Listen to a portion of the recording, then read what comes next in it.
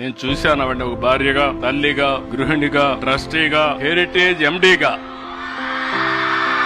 నేను గర్వపడుతున్నా. ఎందుకంటే ఒక్కొక్కరు ఒక పనికి పరిమితం అవుతాం. నేను ముఖ్యమంత్రికే పరిమితం అవుతాను, లేకపోతే అట్ బెస్ట్ పార్టీ అధ్యక్షుడిగా, మంచి పార్టీ అధ్యక్షుడిగా పనిచేస్తాను. మిగిలిన అన్ని విషయాలు సమర్థవంతంగా నిర్వహిస్తూ ఆవిడ ఎక్కడా లోటు లేకుండా చేసే పరిస్థితికి వచ్చారు. దాని పర్యవసానమే మీరు చూస్తే ఇటీవల లండన్ లో 2 ప్రెస్టీజియస్ అవార్డ్స్ వచ్చాయి. Distinguished fellowship 2025 award. ప్రజాసేవ, సామాజిక ప్రభావ రంగాల్లో ఆమె చేస్తున్న కృషికి ఇన్స్టిట్యూట్ ఆఫ్ డైరెక్టర్స్ IOD ప్రదానం చేశారు. 2 హెరిటేజ్ ఫుడ్ సంస్థకు కార్పొరేట్ గవర్నెన్స్ లో ఇచ్చిన golden peacock award for excellence in corporate governance 2025. ఇలాంటి సమర్థవంతమైన వ్యక్తి ఆలోచించినప్పుడు ఆవిడలో నేను ఎప్పుడు చూస్తాను, ఎప్పుడు డిస్సాటిస్ఫాక్షన్, ఏదో చేయాలి, ఇంకా బాగా చేయాలని ఆలోచన ఆవిడకి ఎప్పుడు ఉంది. నాతో కూడా చాలా సార్లు డిస్కస్ చేశారు. ఎడ్యుకేషన్ ని ఒక వర్టికల్ గా, దీన్ని లాజికల్ గా తీసుకుపోవడానికి రాబోయే రోజుల్లో నాకు ఏమాత్రం